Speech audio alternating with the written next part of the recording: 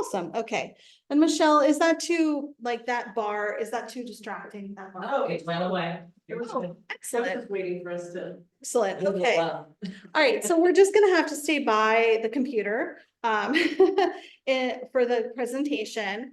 But yeah, thank you for those to those who are signing in online. We have a participant here in person as well. Thank you, Yvonne. And so I'm Jillian Graber, Executive Director of Protect PT, and we also have our environmental scientist Yvonne here.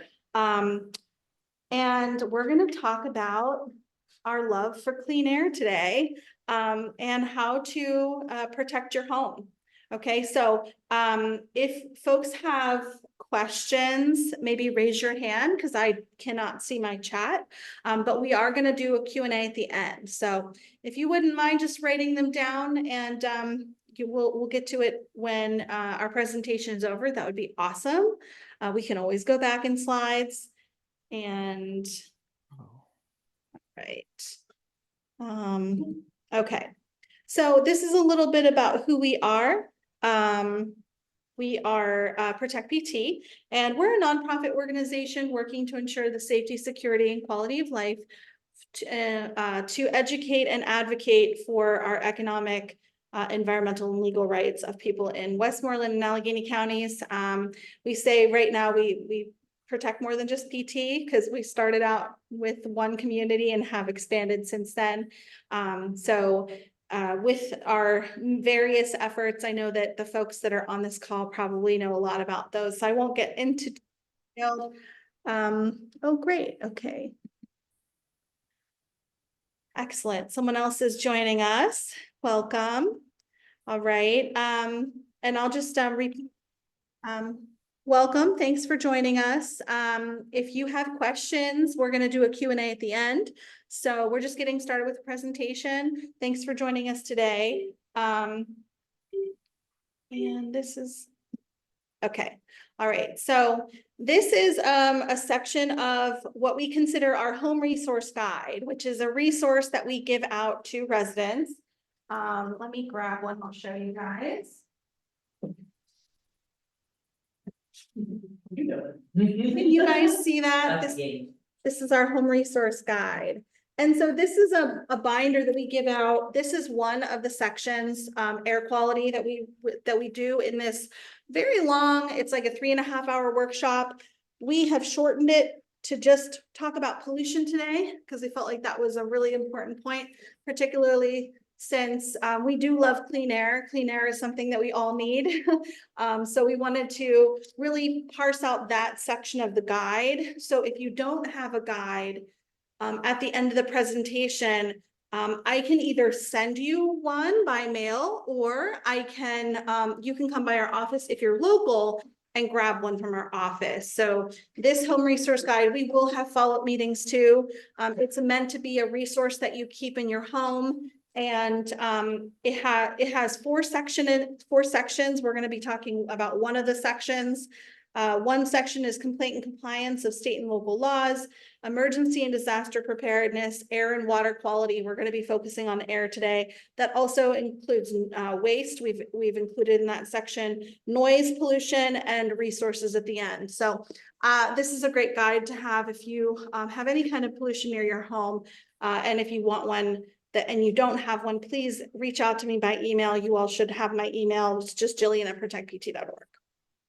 So today we're going to talk about air quality and how it's impacted by shale gas development, what kinds of potential health impacts could occur, how you can protect yourself and your family from these impacts, how to reduce poor air exposure, how to make an inexpensive, highly effective air filter. We actually are going to have an in-person demonstration, and I've got another camera set up so folks at home can see that. And you can do it yourself at home.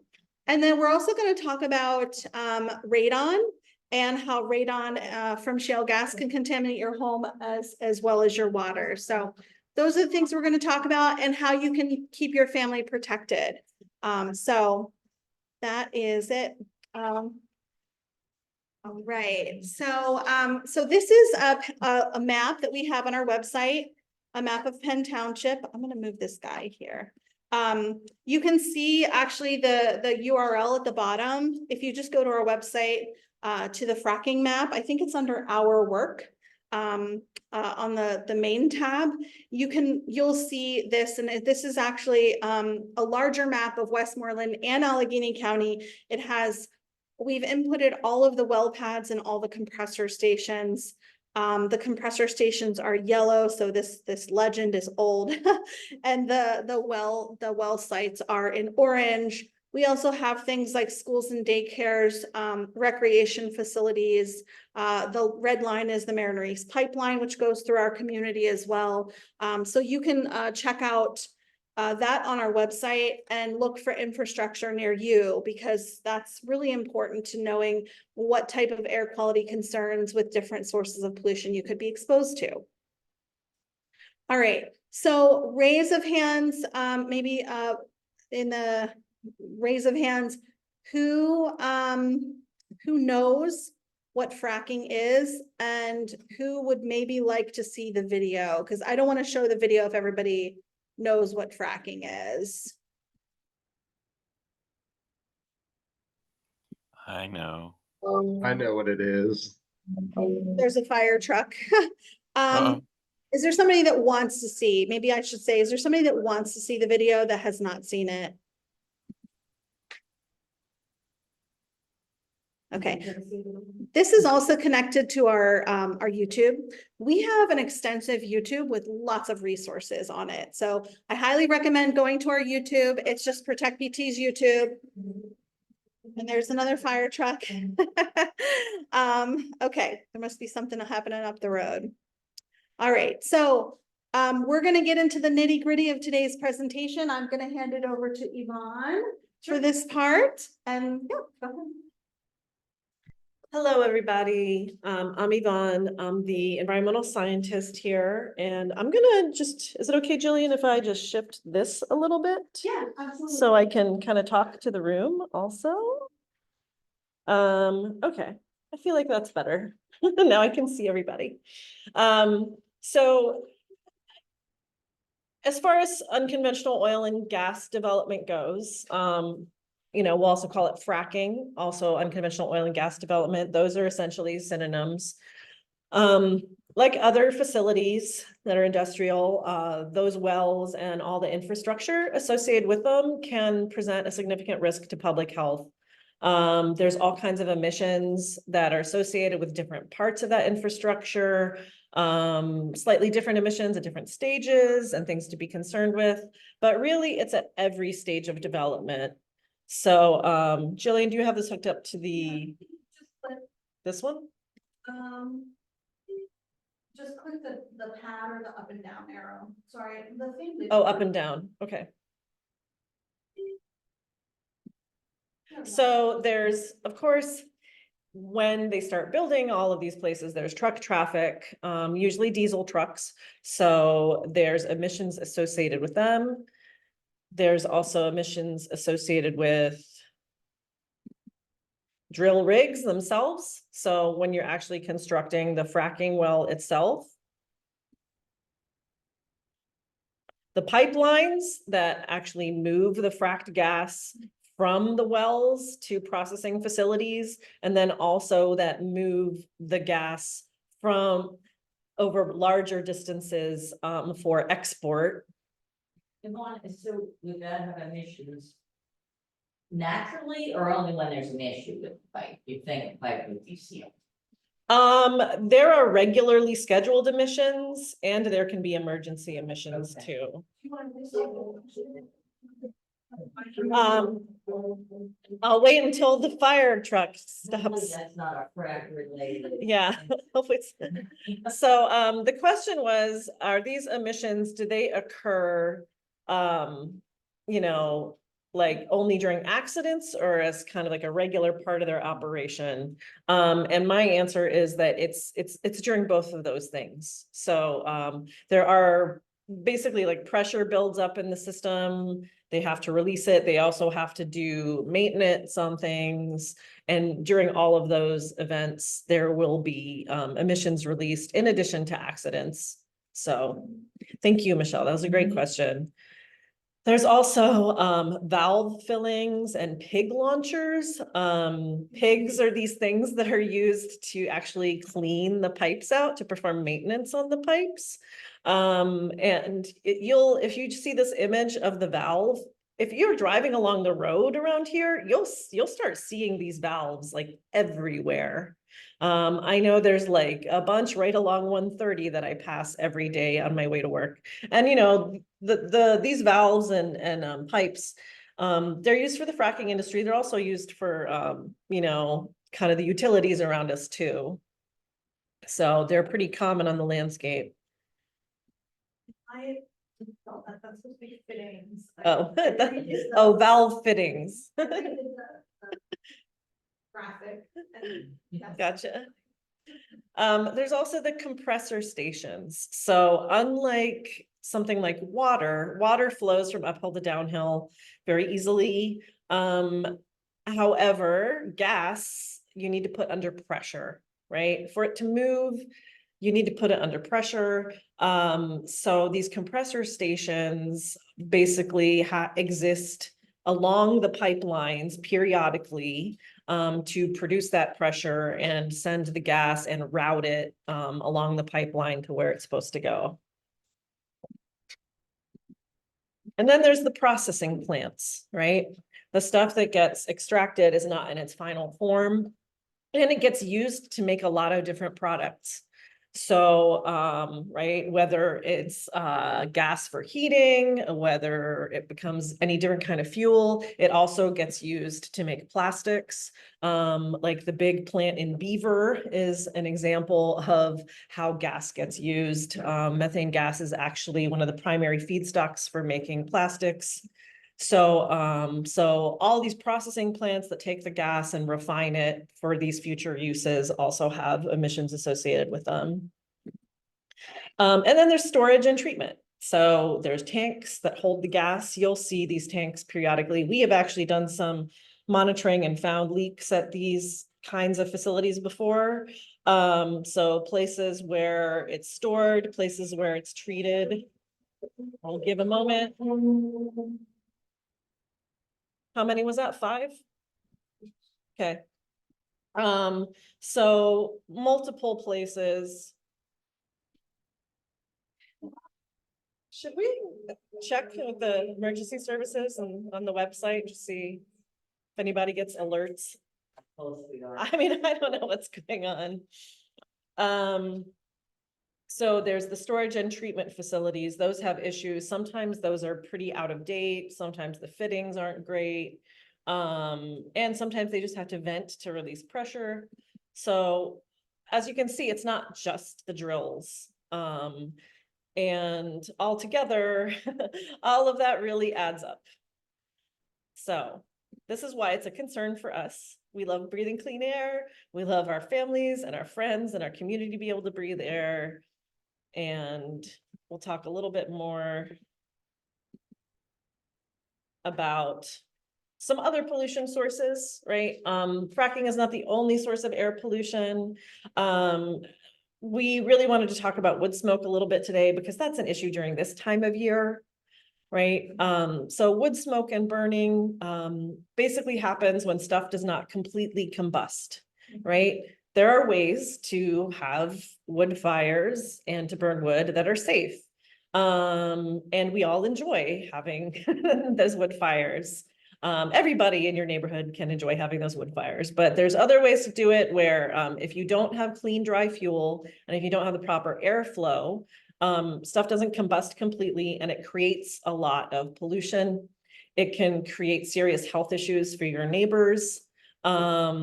So just something to think about, especially this time of year, right? It might not be affecting you where you live, but your neighbor 2 houses down might be having asthma attacks.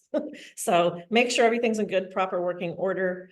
And also, if you have any problems near where you are related to smoke pollution, there is a training that happens periodically.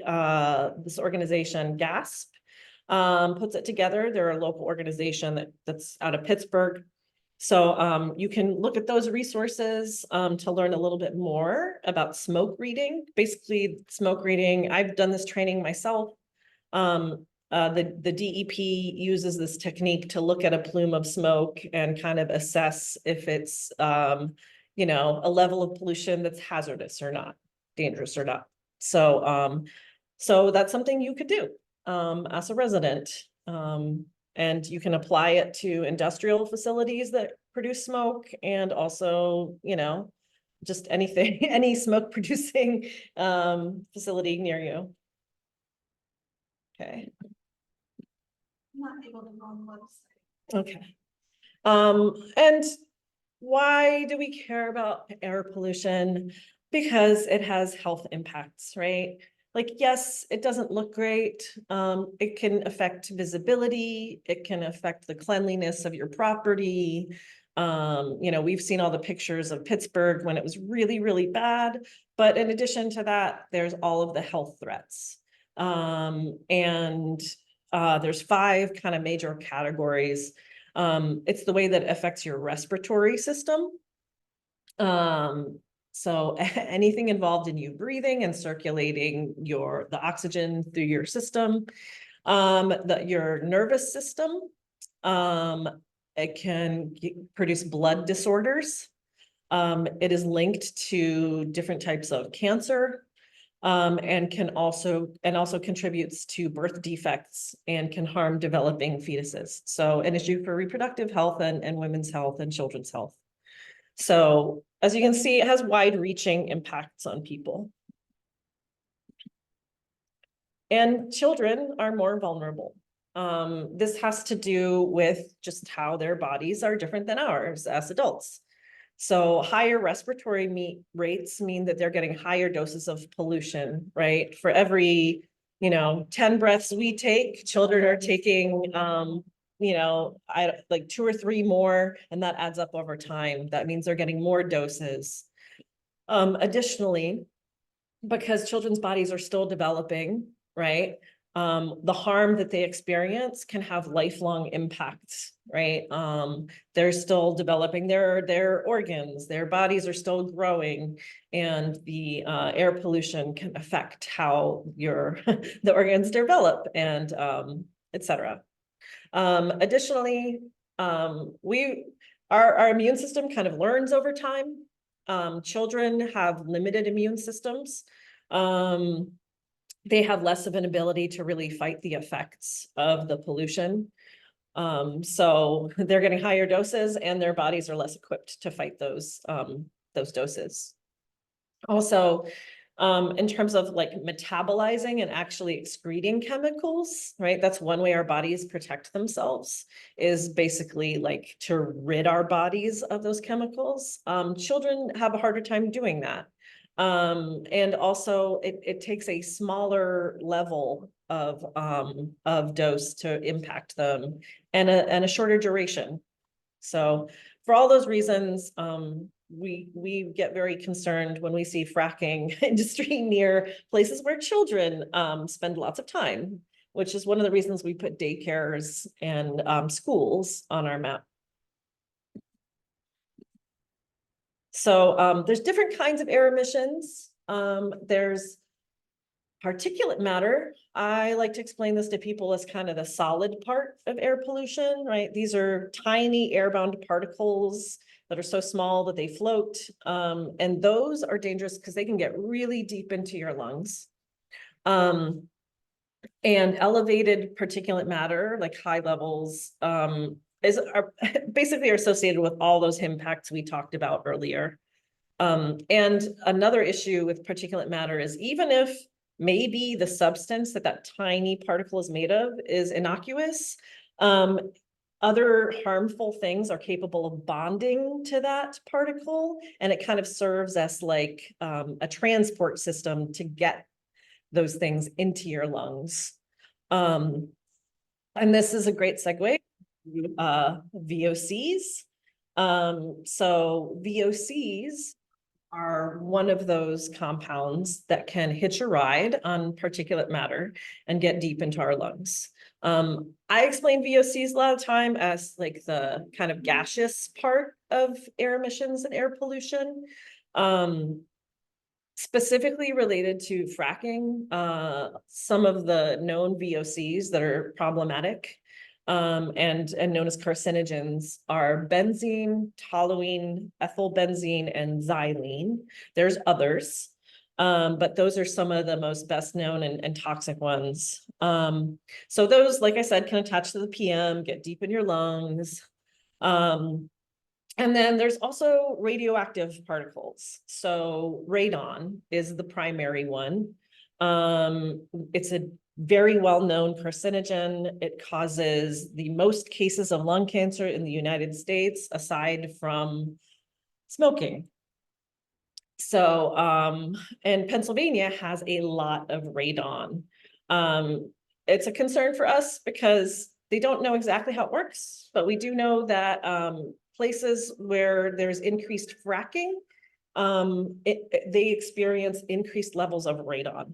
So there's a correlation there. Also, particulate matter gets released during fracking. The image that you see there, that's actually from the Quest Realty pad, right, Jillian?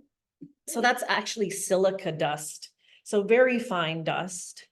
And the Quest Realty pad was using it at their site for fracking. It actually goes into the water, right? Into part of that water that they inject. And they weren't managing it well. As you can see, there were just plumes of it. So people were breathing this in. Silica is associated with silicosis and all kinds of lung diseases. Also the trucks that drive around, like I said, emit lots of dust and soot, and that stuff includes particulate matter. So that can be hazardous. And I wanted to highlight this because this is good news for everybody that breathes. I hope that includes everybody on this call. EPA, they kind of gave us a clean air Valentine. On the 7th of this month, they revised the levels of PM 2.5 that are allowable, which means all of us are going to be breathing cleaner air. Like I said, PM 2.5 is associated with all kinds of health issues. And they are responsible for looking at the latest science and revising standards periodically. The latest kind of review of all of this, gave them a lot of evidence that 12 micrograms per square meter, that's what that unit is, that it was too high, right? We have these two standards. One says your daily average can be 35 micrograms per meter squared. But over the year, your annual average for the concentration of PM 2.5, the old one was 12. Now they reduced it to 9. The daily average is still the same. But annually they're saying every day throughout the year, it should not average out to more than 9. It's really a gift to so many parts of our bodies. We're expecting to see less heart attacks, less lung disease, less cancer, and less premature death as a result of this. And that image just helps you really see how small PM 2.5 is. Right? Like that's a human hair. The PM10 is kind of the larger particles. And then the PM 2.5 is even smaller than the PM10. It's really little, which is why it's so dangerous. So thank you to EPA for doing that. There will be some changes over time. They slowly roll out these things. So it'll be a while till we're actually all experiencing 9 micrograms per square meter. And weather actually affects your air quality. So one thing to pay attention to is, what kind of weather do you have? You can become familiar with it, with how it affects air quality. And the reason it does is it impacts how pollution moves, right? Clearly with wind. It also impacts how concentrated those emissions are, whether they're kind of diluting over a large area or if the weather's still and it's not really moving at all and kind of staying concentrated. It also impacts the chemical reactions that form and break down emissions. Some of these emissions, they might not be as toxic when they first form, but when they're in the atmosphere, they mix, they combine, they turn into other things. And how warm it is and how much the air is moving and how much sunshine there is, that all affects what kind of chemical reactions happen. So this is why we pay attention to weather. And it can really affect what's going on indoors and outdoors because the outdoor air does make it into your house. And it can also control like the movement of air into your house, especially with radon. So, and there are ways for us to kind of get familiar with air quality and what to expect. We have this little magnet actually that we hand out to folks, the air quality index. It helps show you how weather is associated with air quality. The air quality index is basically a measure that the EPA put together. It takes all of these parts of air. It looks at, particulate pollution, primarily, and some other factors, and it helps summarize that and tell you how much of a risk is this air to your health today. So they have different categories: satisfactory, moderate, unhealthy, unhealthy for everyone, very unhealthy, and hazardous. And they use this color scale that you see there. So if you look at the AQI regularly and get familiar with the color scale, you'll have a better idea of like, oh, today's a good day to like go on a picnic with my family, or today I should probably avoid going for a bike ride, etc. And the magnets are in the guide. So if you have a guide, you should have a magnet. If you want a guide, you can put the information in the chat or email me and I will send you a guide. Yeah. Or you can come pick it up at our office. Yep. So you'll get a lovely air Yeah. magnet. I feel like I'm doing all of these. When do you jump in again? I can jump in if you want. Yeah. Why don't you right. jump in for a minute? I'm right. gonna grab Sure. some water. That's right. Okay. All right. So. Back in a second. All right, sure. Okay, so radon and lung cancer. So this is really cool. This is actually a GIF of this radon gas decay cloud chamber. This was sent to us by one of the gentlemen that actually trains radon certified folks in the area. And actually Yvonne just got an A, got a very high score on her radon certification exam. So she is working on getting her radon certification. And radon is actually the #1 leading cause of lung cancer in non-smokers.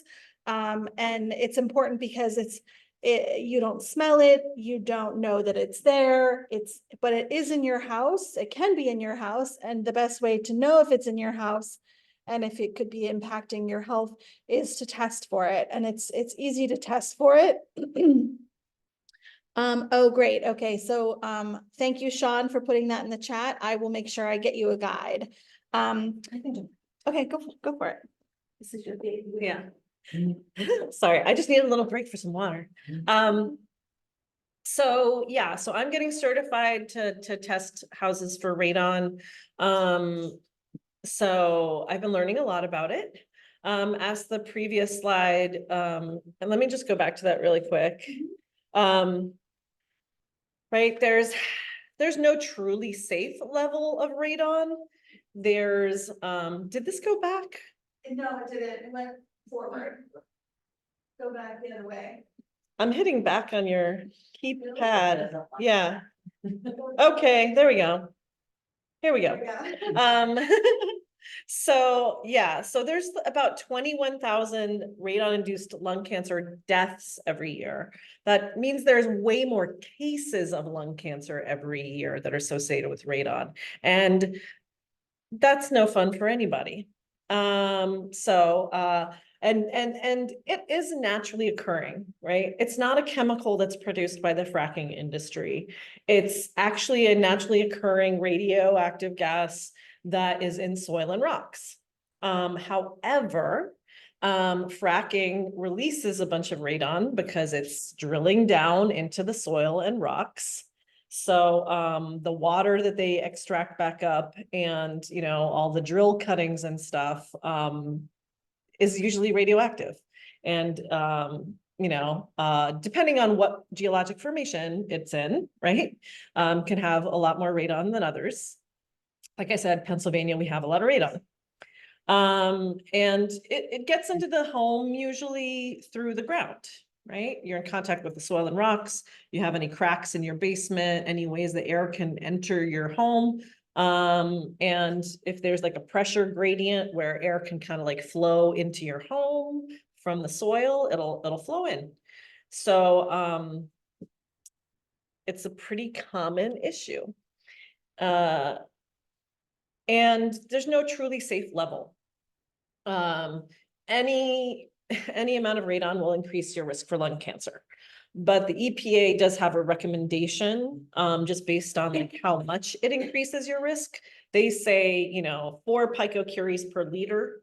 If it's that measurement, that concentration or above, they say you should probably do something to change that at your house. If it's between 2 and 4, they still say, hey, you should consider it. Pennsylvania has some of the highest levels in the entire world. As you can see, 7 is our average level in Pennsylvania basements, and 3.5 is the average level on first floors. That is far above what other people experience. Just as an example, right, in the United States, 1 in 15 homes have levels above 4 picocuries. In Pennsylvania, that's 6 in 15 homes. So like 40% of Pennsylvania homes have levels above that 4 picocurie per liter. And weather also impacts radon levels. Rains and storms, cold winter weather, high winds, basically anything that makes it harder for the gas to escape through the soil, and easier to escape the soil through your house, will make your radon levels increase. So that is something to become familiar with and to consider if you might have radon in your house. And we are gonna have our radon air monitoring program soon. As soon as I do all the things that the DEP says I need to do to get certified, we'll be able to offer that again. So please stay tuned if you are concerned, if that is something you want to do. We're going to have a couple different options for how to do some pretty simple in-home testing. And if you have more questions about that, you can always call us. But we will be posting information about that. We're pretty excited to get it back up and going. So and if you do find it, right, you can measure it. And the point of measuring it is there are things you can do. Like that knowledge is actionable. You can install a mitigation system. It usually consists of some piping and a simple fan. It has to be done in a very specific way. Basically what it does is it reduces the pressure in a way that routes the radon out of your house instead of into your house. The DEP has a list of remediation experts. All of those people are certified. They know exactly how to do it. And it's just like getting any other contractor to do work. You want to talk to a few different folks, have them give you an estimate and tell you what it'll involve. And it's comparable in price to what you would do for other like home repairs. And it can really protect the health of your family. So, please stay tuned and you can check out some of those resources. I think we'll share the slideshow with folks afterwards. Other ways to protect yourself and your family from, from air pollution. I mentioned the AQI score, right? The air quality index. There's a website called Air Now. It gives you a really easy visualization to see what the AQI index is for different places. So you can look it up and see what it's like. I think it's updated hourly, I think. And if it's terrible, there's certain things you might want to avoid, like certain exercise outdoors. You might want to spend more time indoors that day. If you have air filters, use them. Close your doors and windows. There's those portable air filters. You can also have filters that get, installed into your HVAC system. You could talk with your HVAC person to see, like how the filters on there, how effective they are and what options you have there. So, just one tool you can use.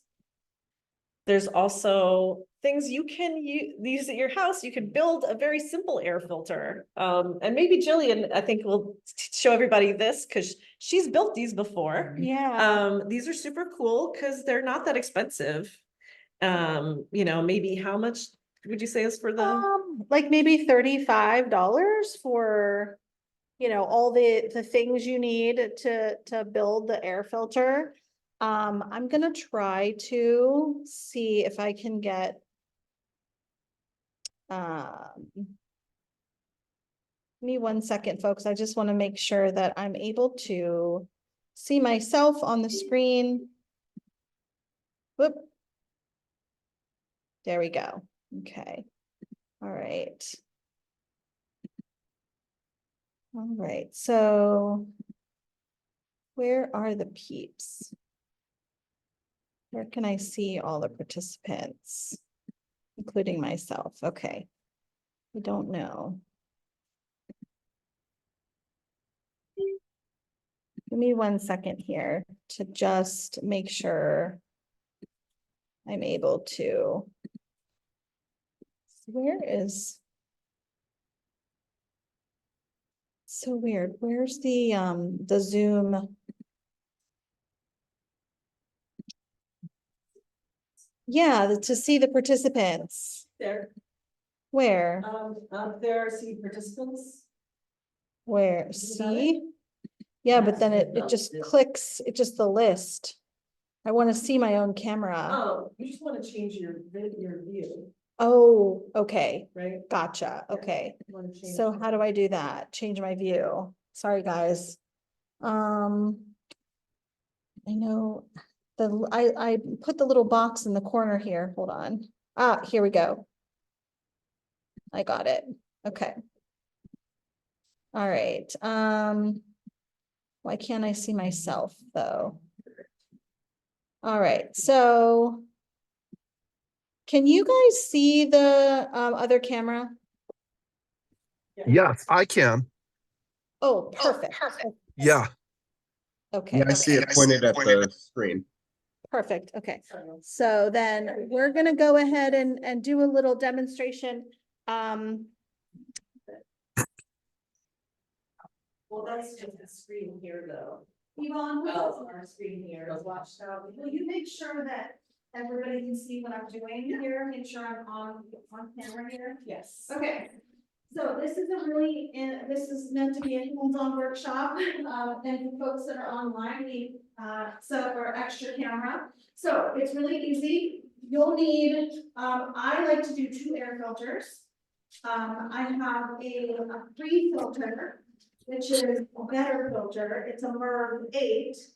And then I have a coast filter that's a MERV 13. I believe that that's how it is. Yvonne, do you remember the MERV 8 is the better one or the? Oh, yeah, MERV 15 is more effective. MERV 15 is the more effective. Yeah, right.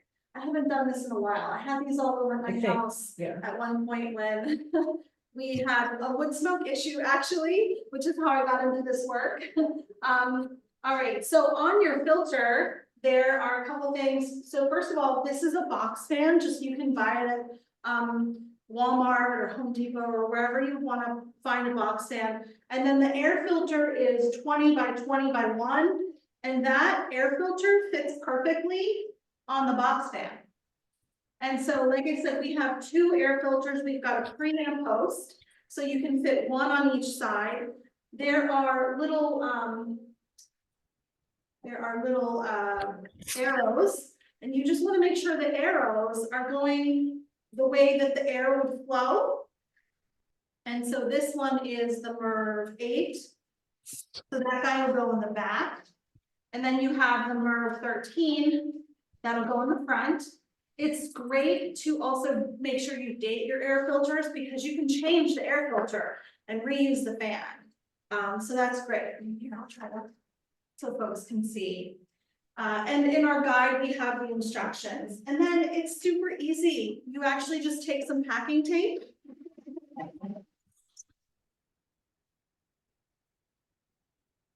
And line up the filter with the top and just tape the top of the filter to the top of the fan. Like that. It's real easy. And then you do the same thing on the back.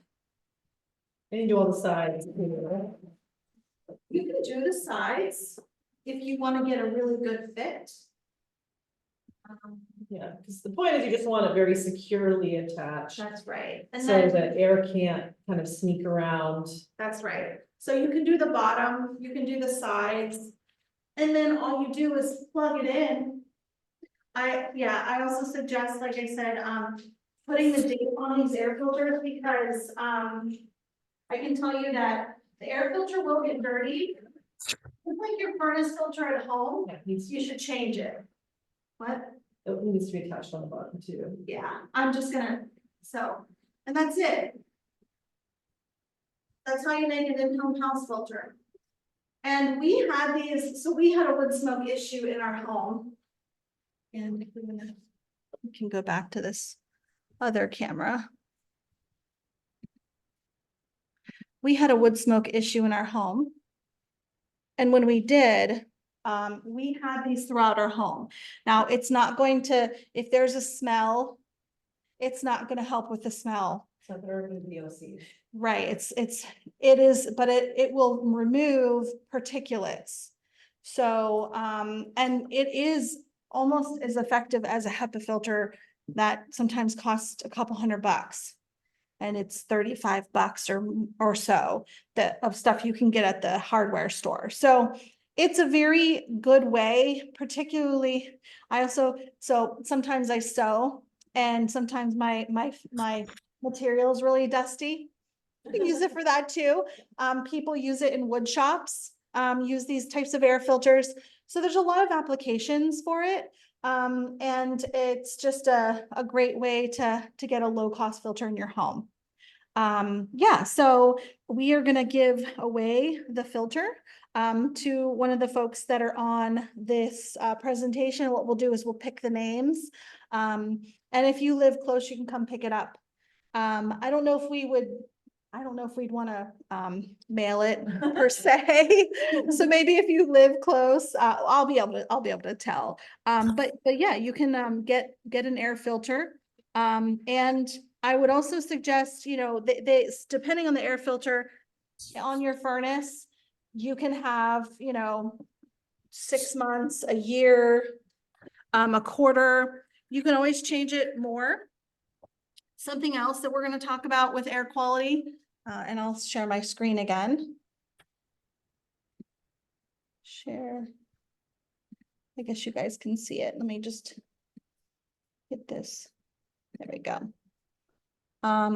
There are other things that can impact air quality, such as cleaning.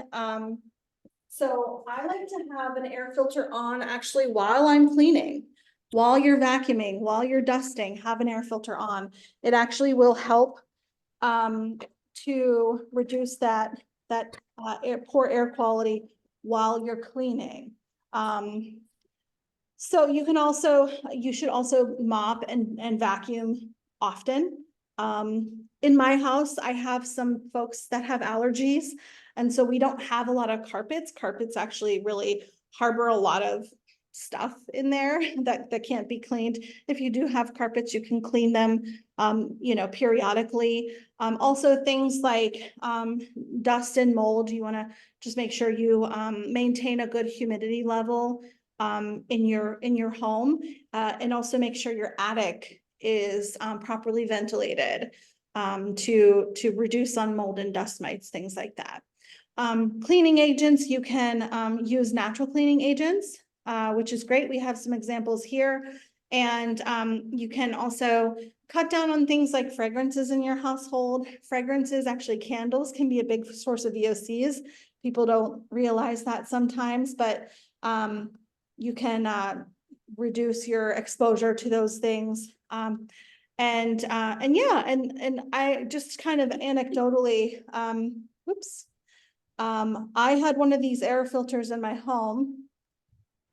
And, we had a neighbor that was heating their home with wood smoke.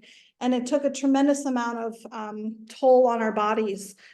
For like a year and a half, we were having a lot of health symptoms because of wood smoke. And we had these in every single room. And so when we got that issue resolved, my husband put them away. And then he took them back out when I was doing something, sewing actually. And he turned it on and it stunk like smoke again. So those filters can retain that stuff. And actually, I just read on, I think it was Gasp, Yeah. that put out something, that you can send your air filters to, local researchers. And they can actually take a little bit of the air filter and test it to see what's in there, which is kind of cool. So if you are in an area, where you are in an area where you can, where you can send this, to a researcher there, I think it was at Pitt. Yeah, that's another thing that you can do to see, maybe what's in that air filter. We saved ours for, our eventual court case, but then we're lucky that we didn't have to use that, so. All right, I'm gonna let you do this part. Yeah, and we like to talk about cleaning at your house because that's something you have control over, right? And any kind of reduction of stuff that you're exposed to is a reduction on like basically the pollution load on your body, right? And like we said, that particulate matter can carry VOCs into your lungs. So those filters, like while they can't filter VOCs, they can reduce the amount of VOCs that are getting into your body still. So just want to make that point. So one of the other ways you can address stuff is actually participating in air monitoring. We do offer free air monitoring. We have a few different things we can use. Primarily, we can measure particulate matter. We do have some ability to measure total VOCs. Like we can't tell you specifically if you have benzene exposure, like with most of our equipment. We are going to have equipment in the future where we can do some sampling. It's not going to be available everywhere. But you can also take samples. Like you can also use equipment that measures specific VOCs. It exists out there. We over here at Protect PT, one of the things we like to do is establish your baseline air quality. So we do baseline monitoring to kind of see what your air quality is like before something goes in, right? So if you live somewhere where a compressor station is being proposed or a well is being proposed, etc., it's really useful to kind of know what your air quality is before that goes in. Because if you're gonna, if you experience any harms, it's really important to show people how things have changed. We also monitor during each phase of unconventional oil and gas development, right? Like when they're building things and they have the trucks, when they're actually doing the fracking, and then when they're extracting gas, those are all different phases. And we have our own procedures and policies to make sure it's all being done well. And residents are a really important part of this, right? Everything that you experience, your visual observations, anything you taste, anything you experience, that's all part of air monitoring too. So if you're interested in all, you can contact us with our contact info that we'll share. And we wanted to kind of point this out. Once you get a purple air monitor, if you get one installed, you can actually see what it's showing like instantaneously. And there's purple airs all over the place. So you can go onto the purple air map and get an idea of what the air quality is like near you. So this is another tool in addition to that Air Now AQI map. And I want to mention too. So if you zoom in on this map, I know there are some folks here that live in Monroeville, Trafford, and Murraysville. We actually have purple air filters that are longer term air filters in all those spaces. So actually at my house, there's a purple air filter or a purple air monitor, sorry. If you live in Trafford, you can go onto the map and you can actually see the one that's near you.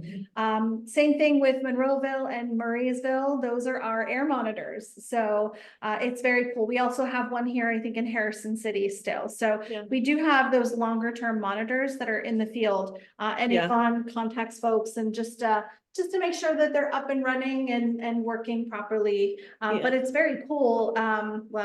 Cool, not in a good way, but when there's some type of air pollution happening in the area, and it usually happens, you know, like in Pittsburgh first, if there's like an industrial stuff going on, you can see actually how the air monitors Yeah. change, the color of the monitor Yeah. changes based on how much particulates they're. And to clarify, not all of these monitors are ours. Right, yeah.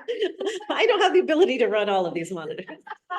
So this is basically all the purple air monitors that are being used. And it's really cool. They're used all over the world. And I don't know if you see in this screenshot here, the first in the upper right hand of the screenshot, it says Harrison City, but right underneath there, it says Sangnagu. Obviously that's not in Pennsylvania, right? That's somewhere else in the world entirely. So it's pretty cool. You can see what particulate matter readings are all over the world. So another way you can protect yourself is we have a mobile reporting app. If you see a pollution event going on somewhere, you can report it to us. You know, there's other places that you should report it to, like the DEP or Fish Wildlife.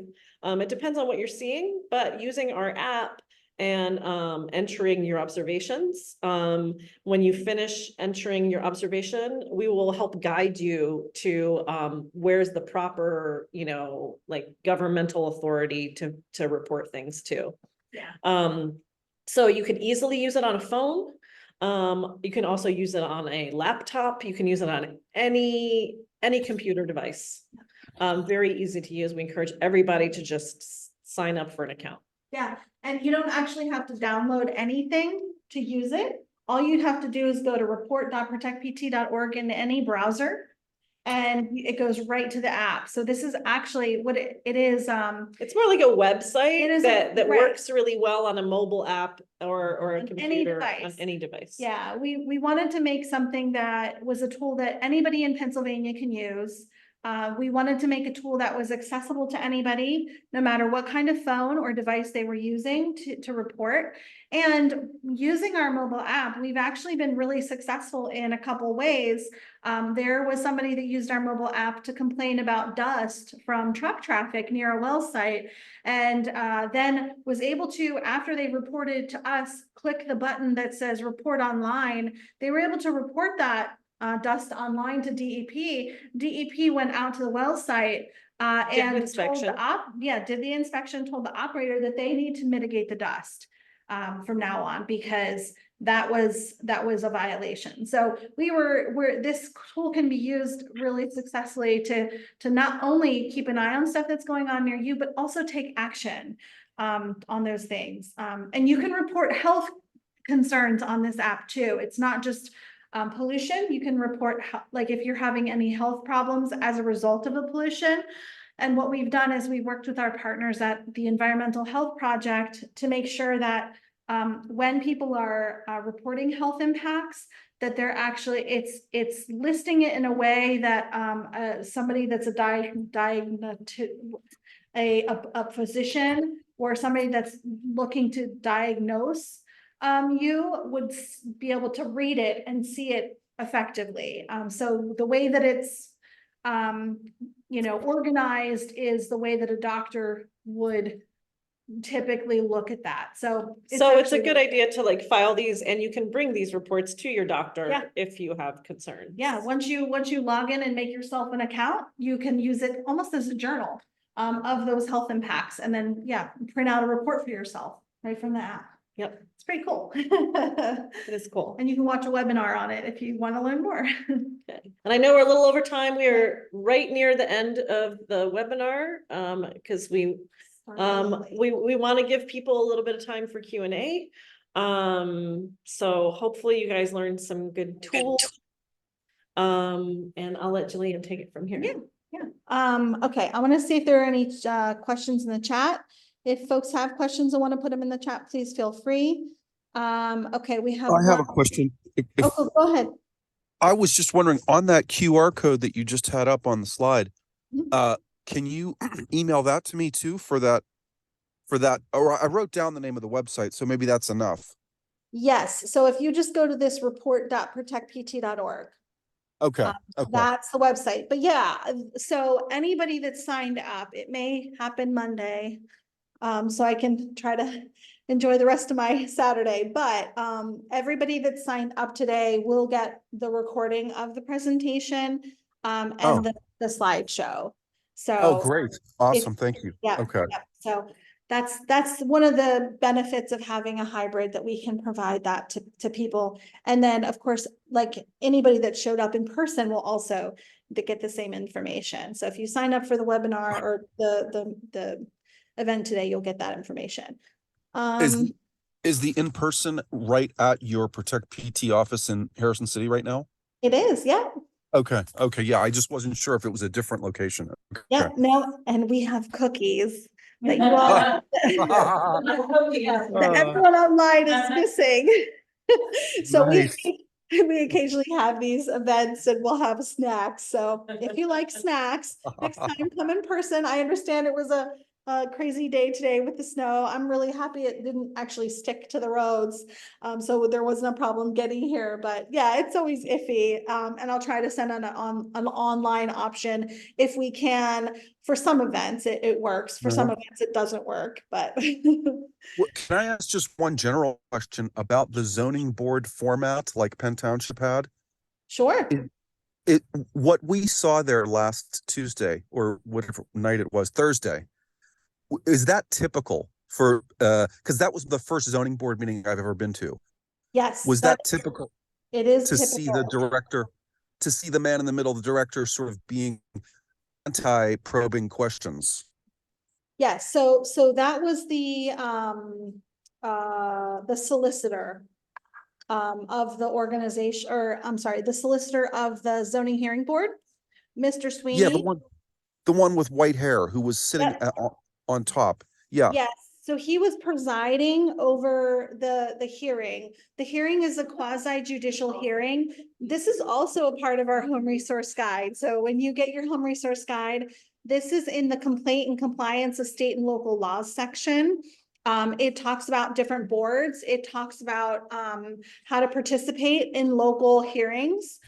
So that is all of that's information that's in the guide that we provide for folks. So so it is typical that you'll have the zoning hearing board and you'll have the solicitor pretty much being almost like the judge, right? Yeah. Solicitor's almost like the judge. It's a quasi judicial proceeding, and then the board are like the jurists. So because it's their decision ultimately to approve or deny, but the solicitor does have a lot of sway over the board. Yeah, he was definitely asking Lisa not to ask the questions she wanted to ask. Mm-hmm. Yeah, for sure. And nobody else on that board intervened to say, well, you know what? I'd like to hear a response to that question. Yeah, for sure. Yeah, I was Okay. happy she pushed too. Yeah, thanks for that. Will there be a webinar to help prepare people for attending the next zoning hearing board meeting?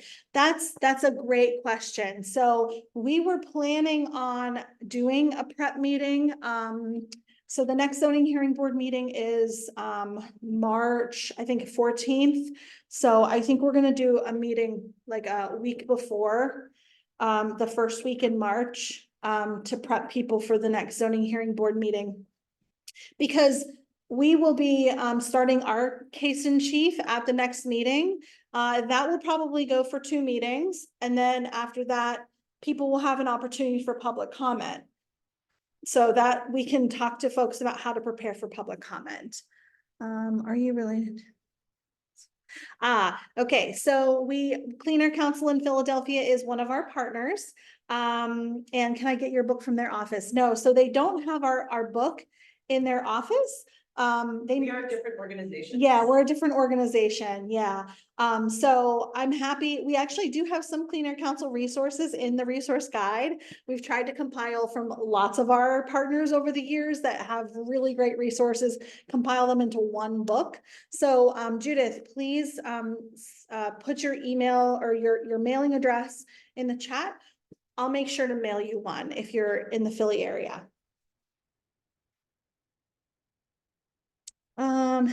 Awesome. Yeah, great.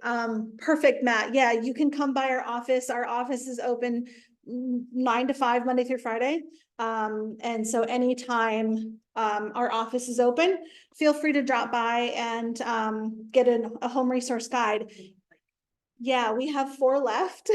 We're actually going to be working on making a new whole new cycle of home resource guides. So if you're interested in volunteering and volunteering to help put together the home resource guide, once we have everything printed, we're going to check it over to make sure there are no updates, because I think some of the air information and the noise information, the way we do monitoring has changed since we printed these in, what did you say, 2021? 2022 is the last time we printed it. So we'll check everything to see what needs to be updated. And then within the next month here, we're probably going to be printing. We have enough, we got a grant to print out like 100 of them. And so we print them all at once, put them all together at once, and then have them here for anybody that needs them. Okay, great. Thank you, Judith. And if you signed up online, make sure I have your mailing address so I can mail it to you. Or you can feel free to stick it in the chat, and I'll go ahead and mail you the home resource guide. And you'll get, like, there's a survey in the guide, and folks that are here in person, if you wouldn't mind opening up the front cover of your guide and pulling out the survey. I believe we will have a survey that goes to folks online. So if you wouldn't mind filling out the survey, it's important that we have these survey results, because our grant funder likes to know how we're doing with the resources that they're providing for us to be able to bring this education to the community. So please fill out the survey. When you get the physical guide, there's one in the front, so you can go ahead and fill it out, and there's an envelope that you can return it to our address. And if you want to, oh, sorry, go ahead.